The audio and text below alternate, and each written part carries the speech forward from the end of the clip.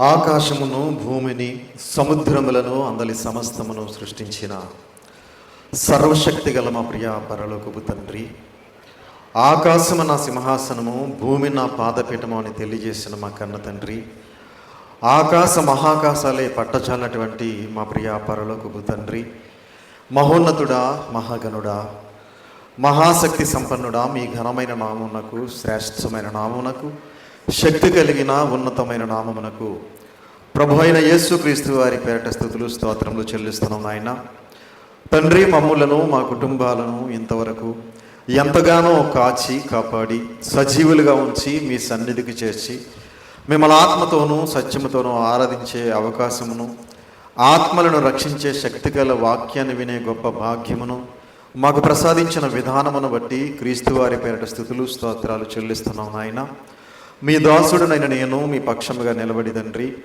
మీ గ్రంథములో నుండి నాయన కొన్ని మాటలను మీ పిల్లలకు ఉపదేశించడానికి సిద్ధపడుతూ ఉండగా చెప్పగలిగే మంచి సంయోచితమైన జ్ఞానమును మీ ఆత్మ సహాయమును నాకు అందించండి తండ్రి. వినిచున్న మీ పిల్లలకు అర్థం చేసుకునే మనసును, గ్రహించే హృదయమును దయచేయండి నాయన. మీ మాటలు తండ్రి కేవలం విని విడిచిపెట్టి వారంగా ఉండకుండా విన్న మాటల ప్రకారంగా మేమందరం బ్రతుకుతూ మిమ్మల్ని మహింపరుస్తూ, ఘనపరుస్తూ, సంతోషపరుస్తూ మీ యొక్క గొప్పతనాన్ని, మీ సంకల్పాన్ని, మీ కుమారుని యొక్క సిలువ మరణ త్యాగాన్ని అనేక మందికి ప్రకటిస్తూ అనేక మందిని మంచి మార్గంలో నడిపిస్తూ మీరిచ్చే నిత్య రాజ్యానికి మేము అందరము చేరుకోవడానికి సహాయం చేయమని, కృప చూపించమని, దయ చూపించమని మీ ప్రియ కుమారుడును మా ప్రియ రక్షకుడైన యేసుక్రీస్తు వారి పేరట చిన్న ప్రార్థన అడిగి వేడుకొంటున్నాం తండ్రి, ఆమేన్. కూడి వచ్చినటువంటి సహోదరి సహోదరులందరికీ కూడా మన ప్రభువును రక్షకుడైన యేసుక్రీస్తు వారి పేరిట హృదయపూర్వకమైన వందనములు తెలియజేస్తున్నాను. అంత బాగున్నారు కదండి? అంత క్షేమంగా ఉన్నారమ్మా? సంతోషం. ఈరోజు ఒక మంచి పాఠాన్ని మనం నేర్చుకుందాం. ఈరోజు మనం నేర్చుకోబోయే పాఠం పేరు మనము ఎవరిని వెంబడించాలి. మనము ఎవరిని వెంబడించాలి అనే పాఠాన్ని ఈరోజు మనం నేర్చుకుందాం ప్రియులారా. మనము ఎవరిని వెంబడించాలి? ప్రియమైన దేవుని పిల్లలారా, క్రైస్తవులం కాకముందు మనం ఈ లోకంలో ఎలా బ్రతికినా పర్వాలేదు.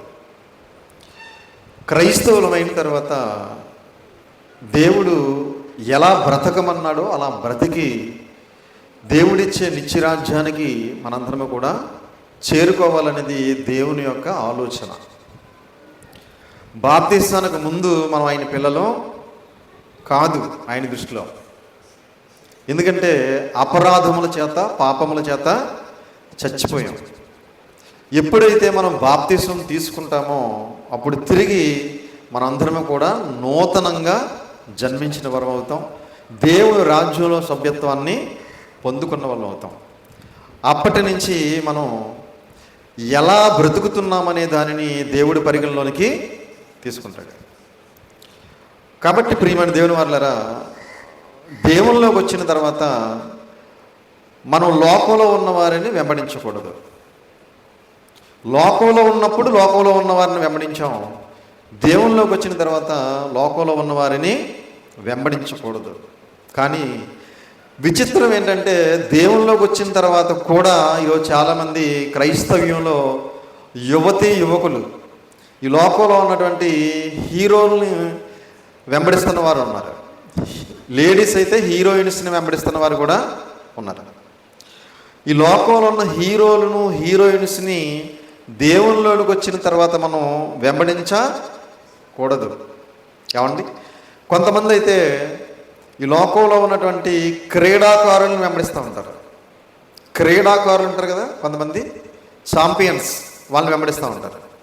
కొంతమంది రాజకీయ నాయకులను వెంబడిస్తూ ఉంటారు.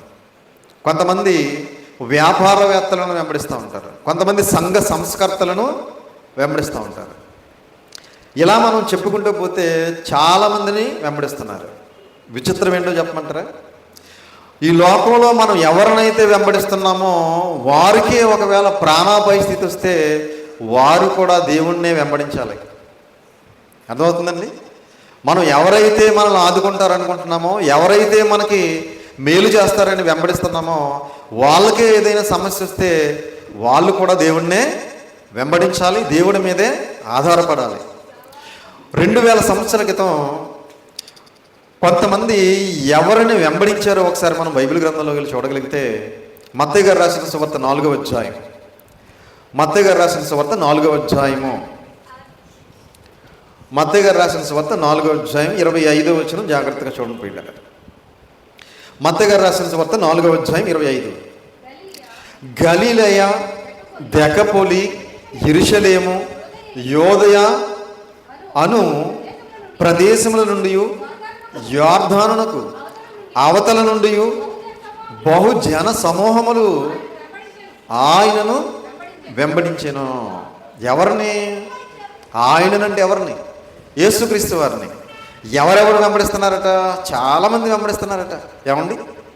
25వ వచనం, గలిలయ, దెకపొలి, యెరూషలేము, యోదయ అను ప్రదేశముల నుండి యొర్దాను అవతల నుండి బహుజన సమూహములు ఆయనను వెంబడించి.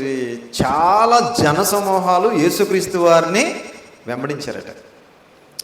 2000 సంవత్సరాల క్రితం భూమి మీద యేసుక్రీస్తు వారు బ్రతికున్నప్పుడు యేసుక్రీస్తు వారిని ఎక్కడికి వెళితే అక్కడ కొన్ని వందల మంది, కొన్ని వేల మంది వెంబడిస్తూ ఉండేవారు.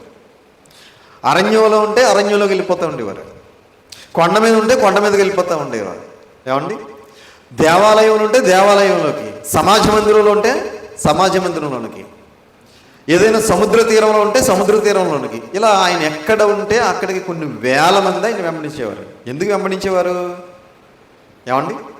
ఎందుకు వెంబడించేవారు? ఇదే అధ్యాయంలో 23, 24 వచనాలు చూడండి.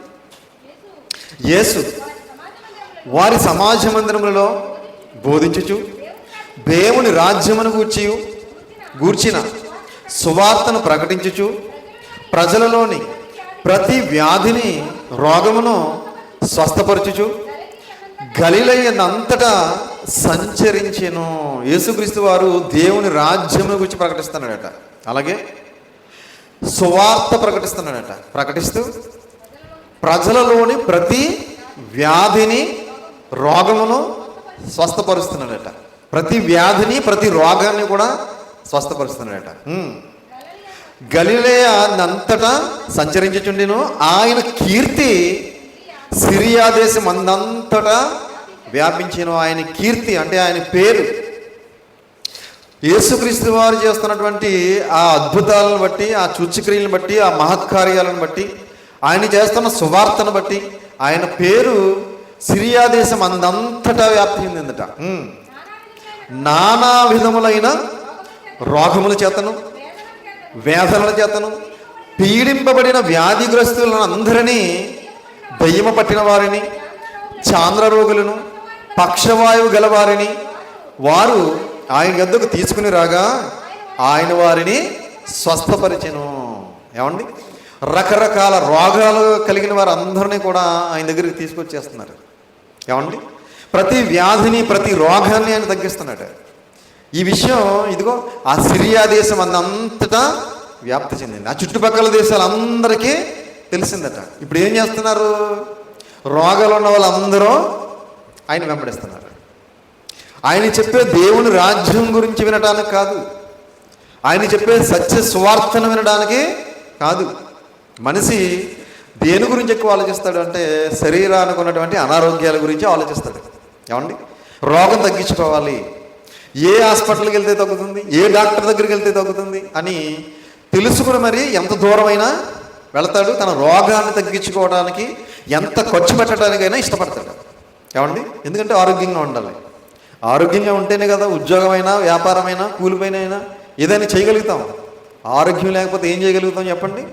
అడుగు తీసి అడుగు వెయ్యలేము. మంచం మీద పడుకుని మూలగాలు తప్ప అంతకుమించి ఏమీ చేయలేము. కనుక ఆరోగ్యం కోసం మనిషి ఎంత దూరమైనా వెళ్తాడు, ఎంతైనా ఖర్చు పెడతాడు.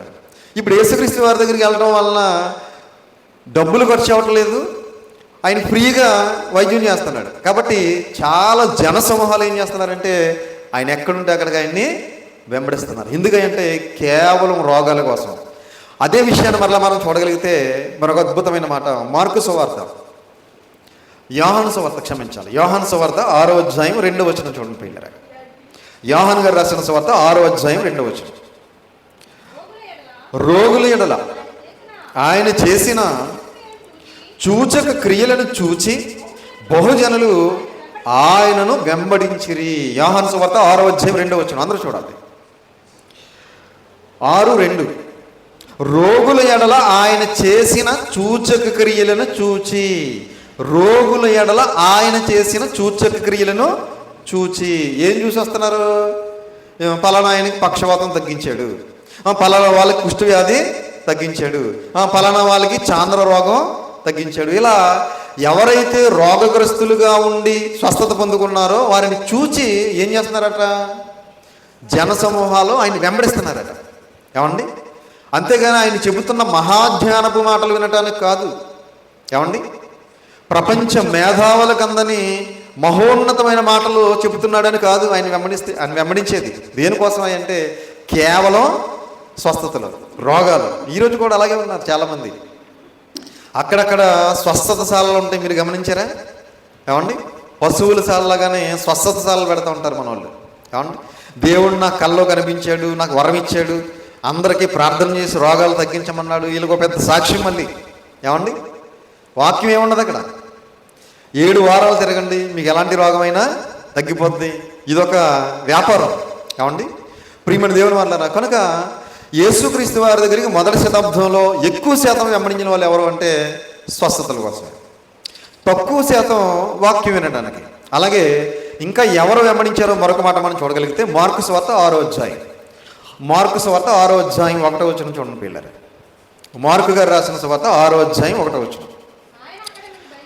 ఆయన అక్కడి నుండి బయలుదేరి స్వదేశమునకు రాగా ఆయన శిష్యులు ఆయనను వెంబడించిరి. ఆయన అక్కడి నుండి బయలుదేరి స్వదేశమునకు రాగా ఆయన శిష్యులు ఆయనను వెంబడించిరి. ఎవరు వెంబడించారట?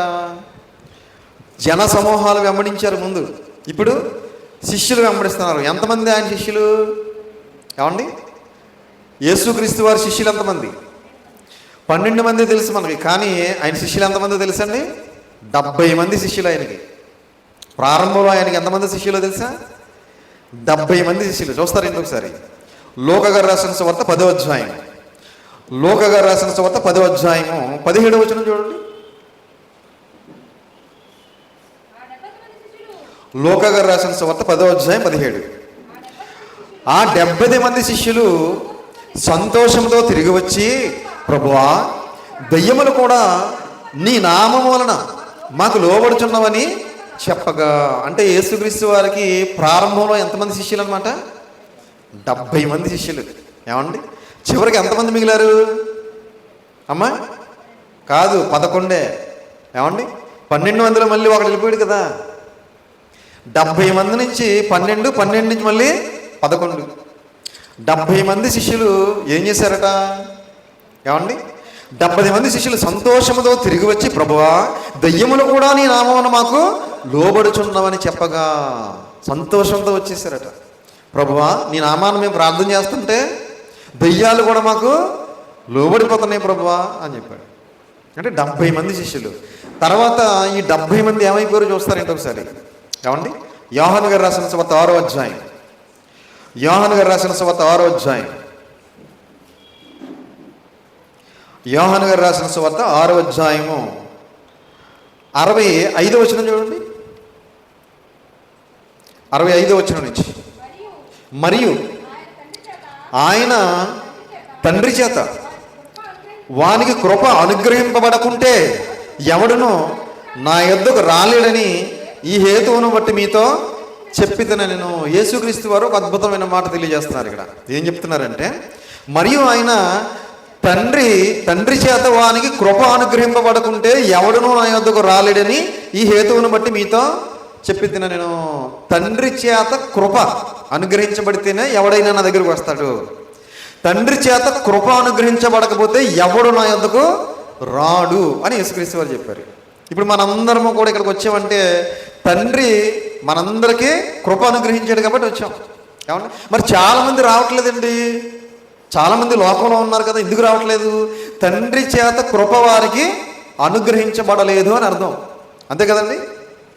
తండ్రి చేత కృప అనుగ్రహించబడితేనే ఎవడు నా యొద్దకు రాడు అంటే కృప అనుగ్రహించబడితేనే ఎవరైనా వస్తారు, కృప అనుగ్రహించబడిపోతే ఎవరో రారు అని యేసుక్రీస్తు వారు చెప్పిన తర్వాత అప్పటి నుండి ఆయన శిష్యులలో అనేకులు వెనక్కు తీసి మరి ఎన్నడూ ఆయనను వెంబడింపలేదు.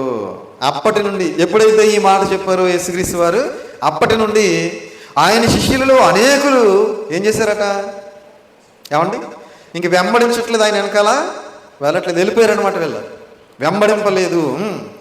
కాబట్టి యేసు మీరు కూడా వెళ్ళిపోవాలని ఉన్నారా? ఇంకా కొంతమంది ఉన్నారు కదా, 12 మంది. మీరు కూడా వెళ్ళిపోవాలనుకుంటున్నారని ఆయన, వీళ్ళందరూ వెళ్ళిపోయారు కదా, మీరు కూడా వెళ్ళిపోవాలనుకుంటే వెళ్ళిపోవచ్చు అని యేసుక్రీస్తు వారు అన్నారు. అప్పుడు పేతురు గారు ఏమంటున్నారు చూడండి, సీమోను పేతురు, ప్రభువా ఎవని యొద్దకు వెళుదాము? నీవే నిత్య జీవము మాటలు గలవాడు. ఎవరి దగ్గరికి వెళ్తాం ప్రభువా మేము? ఎవరిని వెంబడిస్తాం ప్రభువా మేము? నువ్వే కదా నిత్య జీవపు మాటలు గలవాడు. నువ్వు చెప్పే మాటలు ఈ ప్రపంచంలో ఎవ్వరూ ఎక్కడ ఎప్పుడు చెప్పనటువంటి మాటలు, నిత్య జీవానికి నడిపించే మాటలు చెబుతున్నావు ప్రభువా. నువ్వు అలాంటి మాటలు చెబుతున్నా నిన్ను విడిచిపెట్టి మేము ఎక్కడికి వెళ్తాం ప్రభువా? ఎవరిని వెంబడిస్తాం ప్రభువా అన్నారు పేతురు గారు. ఏమండి, యేసుక్రీస్తు ప్రభువుల వారు చెప్పే మాటలు నిత్య జీవము మాటలనే సంగతి గ్రహించకుండా చాలామంది ఏమైపోయారండి? వెళ్ళిపోయారు లోకంలోనికి. ప్రియమైన దేవుని పిల్లరా, ఈరోజు కూడా చాలామంది అలాగే వెళ్ళిపోతున్నారండి. రావడానికి వస్తున్నారు, కొంతకాలం ఆయన వెంబడిస్తున్నారు, మరలా కొంతకాలం తర్వాత లోకాసులకు లోనై శరీర కోరికలకు బానిసై సర్వసుఖాలు అనుభవించాలని పరితపించి మరలా లోకంలోకి పరుగులెడుతున్నారు, మరలా పాపంలో పడిపోతున్నారు. ప్రియమైన దేవుని వల్లరా, మొదటి శతాబ్దంలో కూడా చాలామంది యేసుక్రీస్తుని వెంబడించినట్టే వెంబడించి మరలా లోకంలోనికి వెళ్ళిపోయారు. ఎలా వెంబడించాలో యేసుక్రీస్తు వారిని ఆయనే చెప్పారు. ఒకసారి ఆ మాట మనం చూడగలిగితే మత్తయి గారు రాసిన సువార్త 16వ అధ్యాయం, యేసుక్రీస్తు ప్రభువుల వారిని మనం ఎలా వెంబడించాలి అనేది చూడగలిగితే మత్తయి గారు రాసిన సువార్త 16వ అధ్యాయం, మత్తయి గారు రాసిన సువార్త 16వ అధ్యాయము 24వ వచనం జాగ్రత్తగా చూడండి పిల్లలు. మత్తయి గారు రాసిన సువార్త 16వ అధ్యాయం 24.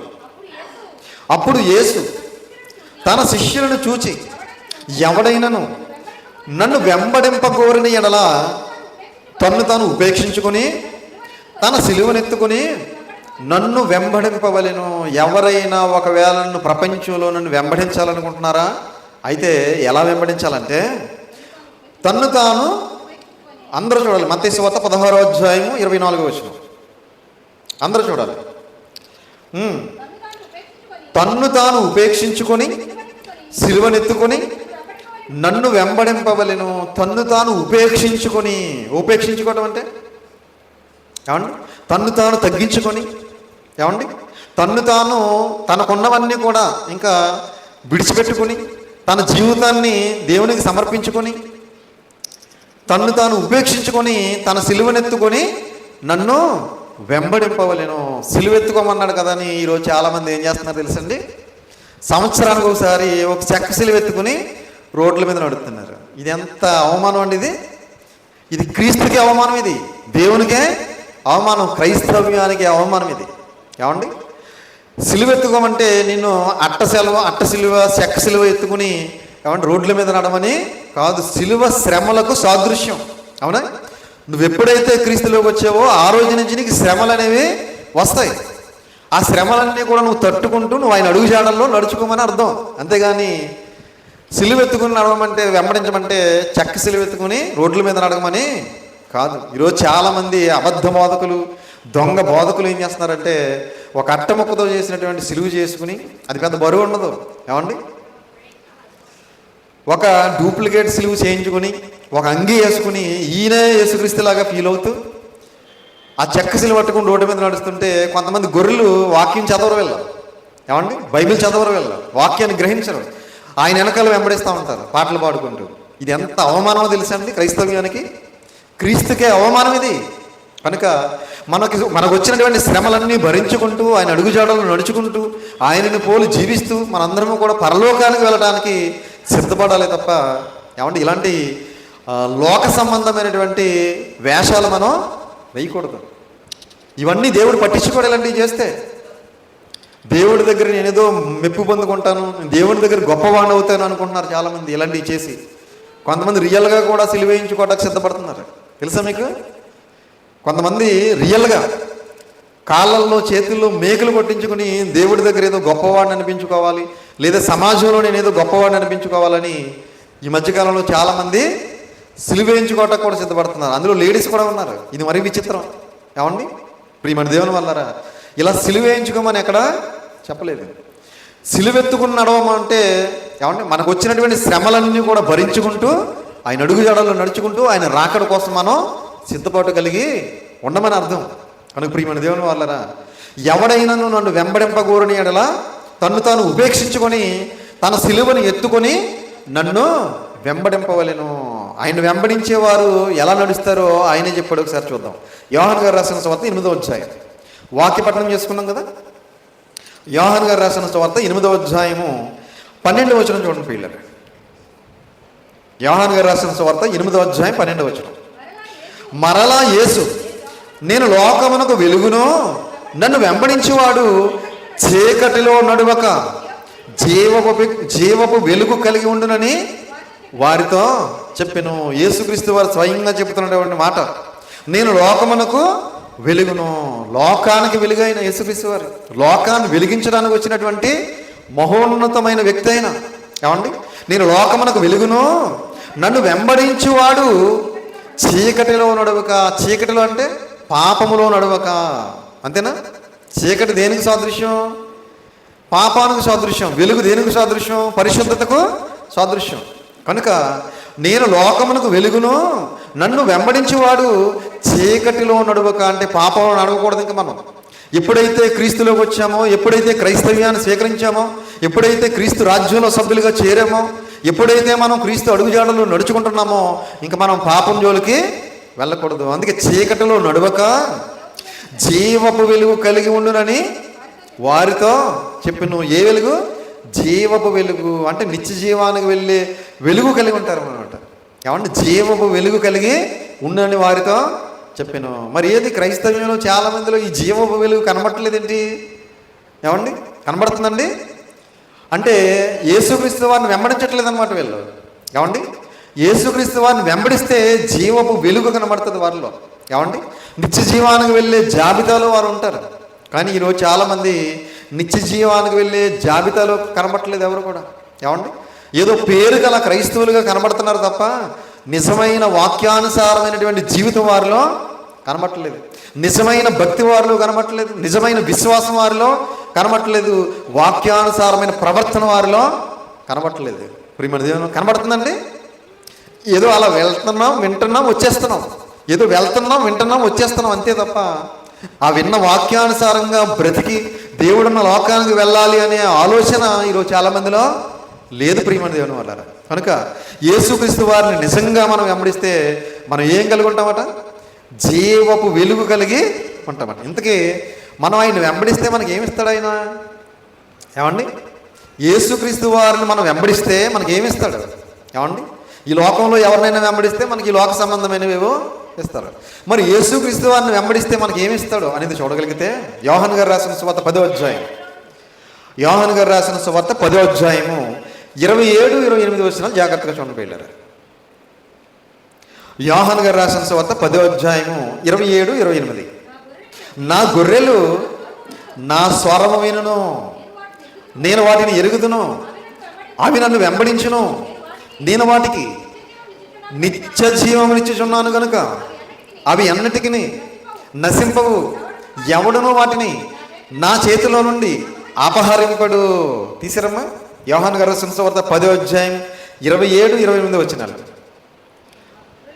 నా గొర్రెలు నా స్వరము వినును. ఏమన్నా గొర్రెలు అంటే నిజమైన గొర్రెలు కాదు, మనల్ని గొర్రెలతో పోలుస్తున్నాడు. స్వరం అంటే వాక్యం. ఏమండి నా గొర్రెలు నా స్వరము వినును అంటే నా వాక్యము వినును, నేను వాటిని ఎరుగుదును. మనలందరినీ ఎరుగుదుడా యేసుక్రీస్తు వారు? మనలందరినీ ఎరుగుదుడు. నేను వాటిని ఎరుగుదును, అవి నన్ను వెంబడించును. ఏమంటే యేసుక్రీస్తు వారు ప్రధాన కాపరి కదా. ఏమంటే గొర్రెల్ని తోలుకొస్తూ ఉంటారు అప్పుడప్పుడు మన సైడు. ఏమన్నా గొర్రెల మందలను తోలుకొస్తూ ఉంటారు. ఆ గొర్రెల కాపరిని వెంబడిస్తూ ఉంటాయి గొర్రెలని కూడా. ఆయన ఎటు వెళ్తే అటు వెళ్ళిపోతూ ఉంటాయి. అవునా? ఇప్పుడు యేసుక్రీస్తు వారు ప్రధాన కాపరి మనకి. ఇప్పుడు మనం ఎవరిని వెంబడించాలి? యేసుక్రీస్తు వారిని వెంబడించాలి. అవునా? నా గొర్రెలు నన్ను వెంబడించును, నేను వాటికి నిత్య జీవమునిచ్చేదను. ఏమిస్తాడంట ఆయన? ఏమండి? ఏమిస్తాడంట? నిత్య జీవం. ఎక్కడ ఉంది? భూమి మీద లేదు అది. ఏమండి? నిత్య జీవం భూమి మీద లేదు. ఎక్కడుంది? పరలోకంలో ఉంది. ఏమండి? భూమి మీద ఉన్న జీవితం ఎంతకాలం ఇది? 60, 70 లేకపోతే 80. ఏమండి? 60, 70, 80 ఇది ఈ జీవితం. కానీ యేసుక్రీస్తు వారిని వెంబడిస్తే ఆయన ఇచ్చే జీవితం ఎలాంటిది అంటే నిత్యము ఉండే జీవితం. ఏమండి? నిత్య జీవమును ఇచ్చుచున్నాను అన్నాడు చూడండి. నిత్య జీవమును ఇచ్చుచున్నాను. మనం నిజంగా యేసుక్రీస్తు వారిని వెంబడిస్తే, నిజంగా మనం వాక్యానుసారంగా బ్రతికితే, నిజంగా మనం పరిశుద్ధులుగా బ్రతికితే, నిజంగా మనం వాక్యానుసారంగా ప్రవర్తిస్తే మనకేమిస్తాడంట ఆయన? నిత్య జీవం, నిత్యం ఉండే జీవితాన్ని ఇస్తాడట. కాబట్టి మనం యేసుక్రీస్తు వారిని వెంబడించడం వల్ల మనకు వచ్చే లాభం ఏంటంటే నిత్యం ఉండే ఒక జీవితాన్ని ఇస్తానన్నాడు. దానికోసం మనం వెంబడించాలి తప్ప ఈ లోకంలో ఉద్యోగాలు వస్తాయని వెంబడించకూడదు, ఈ లోకంలో ఏదో వేషాలు వస్తాయని వెంబడించకూడదు, ఈ లోకంలో ఏదో పెళ్ళిళ్ళు అవుతాయని మనం ఆయన వెంబడించకూడదు, ఈ లోకంలో ఏదో పిల్లలు పుడతారని ఆయన్ని వెంబడించకూడదు, ఈ లోకంలో ఏదో భూములు కొనుక్కుంటామని బిల్డింగులు కట్టుకుంటామని ఆయన్ని వెంబడించకూడదు. ఏమిస్తాడని వెంబడించాలి? పరలోకం ఇస్తాడని వెంబడించాలి, స్వర్గాన్ని ఇస్తాడని వెంబడించాలి, నిత్య జీవాన్ని ఇస్తాడని వెంబడించాలి. కనుక ప్రియమైన దేవుని వాళ్ళరా, మనం వెంబడించాల్సింది ఎవరిని అంటే యేసుక్రీస్తు వారిని తప్ప ఈ ప్రపంచంలో మనం ఎవరిని వెంబడించకూడదు. ఎందుకంటే ఈ లోకంలో నువ్వు ఎవరిని వెంబడించినా వారికి కూడా ఏదైనా సమస్యలు వచ్చినా, వారికి కూడా రోగాలు వచ్చినా వారు కూడా దేవుడిని వెంబడించాలి. ఏమండి? కనుక ప్రియమైన దేవుని వాళ్ళారా, మనం క్రైస్తవులమైన మనం, క్రీస్తు రక్తంతో కడగబడిన మనం, క్రీస్తు రాజ్యంలో సభ్యులుగా చేరేటువంటి మనం, మన తుది శ్వాస విడిచిపెట్టే వరకు కూడా మన ప్రధాన కాపరి అయిన యేసుక్రీస్తు ప్రభుల వారిని వెంబడించాలి. ఆయన అడుగుజాడల్లో నడవాలి, ఆయన్ని పోలి జీవించాలి. ఆయన రాకడ కోసం మనం సిద్ధపాటు కలిగి ఉండాలి. అప్పుడు మనకు ఆయన ఏమిస్తాడు అంటే నిత్య జీవాన్ని ఇస్తాడు. ప్రపంచంలో ఎవ్వరూ ఇవ్వలేనటువంటి ఒక అద్భుతమైన జీవితాన్ని మనకి ఇస్తాడు. కనుక మనందరం కూడా ఆ జీవితాన్ని పొందుకోవడం కోసం ఈ లోకంలో ఉన్నంతకాలము కూడా ఆయన్ని మాత్రమే వెంబడించాలని ప్రేమపూర్వకంగా తెలియజేస్తూ ఈ మాటలు ముగిస్తున్నాను. తలలో వంచండి, ప్రార్థన చేసుకుందాం. ప్రార్థన. పరలోకమందున్న మమ్మల్ని కన్న తండ్రి, దయగలిగిన మా దేవ, కృపగలిగిన మా తండ్రి, మీ ఘనమైన నామమునకు, శ్రేష్టమైన నామమునకు, ఉన్నతమైన నామమునకు ప్రభు అయిన యేసుక్రీస్తు వారి పేట స్తుతులు స్తోత్రాలు చెల్లిస్తున్నాం నాయన తండ్రి. మరి ఇదిగో ప్రభు, ఇంతవరకు మీ పరిశుద్ధ గ్రంథంలో నుండి ఎన్నో విలువైన మాటలు మేము విన్నాం తండ్రి. మేము ఎవరిని వెంబడించాలి, ఎవరిని వెంబడిస్తే మేము నిత్య జీవానికి చేరుకుంటామనే విషయాలు కొన్ని నేర్చుకున్నాం తండ్రి. మీ కుమారుడైన యేసుక్రీస్తు ప్రభులు వారిని వెంబడిస్తే మాకు నిత్య జీవాన్ని అనుగ్రహిస్తారనే సంగతిని మేము విన్నాం తండ్రి. మరి విన్న మాటలను విడిచిపెట్టే వారంగా ఉండకుండా మా తుది శ్వాస విడిచిపెట్టే వరకు కూడా, మా ప్రాణం పోయే వరకు కూడా, ఈ లోకాన్ని మేము విడిచిపెట్టే వరకు కూడా, మా దేహాన్ని మేము విడిచిపెట్టే వరకు కూడా మేమందరము కూడా మీ కుమారుడైన యేసుక్రీస్తు వారిని వెంబడిస్తూ ఆయన అడుగుజాడల్లో నడుచుకుంటూ ఆయనను పోలి జీవిస్తూ ఆయన రాకడ కోసం సిద్ధపాటు కలిగి మీరిచ్చే పరలోక రాజ్యానికి మీ మాటల ద్వారా బాటలు వేసుకోవడానికి సహాయం చేయమని తలల వంచి ప్రార్థన చేస్తున్న మమ్ములను, మా కుటుంబాలను దయతో జ్ఞాపకం చేసుకోమని, మీ కృపలో మమ్మల్ని అందరినీ భద్రపరిచి కాచి కాపాడమని మీ ప్రియ కుమారుడును మా ప్రియ రక్షకుడైన యేసుక్రీస్తు వారి పేరిట చిన్న ప్రార్థన అడిగి వేడుకొచ్చున్నాము తండ్రి. ఆమేన్. అందరికీ వందనాలు.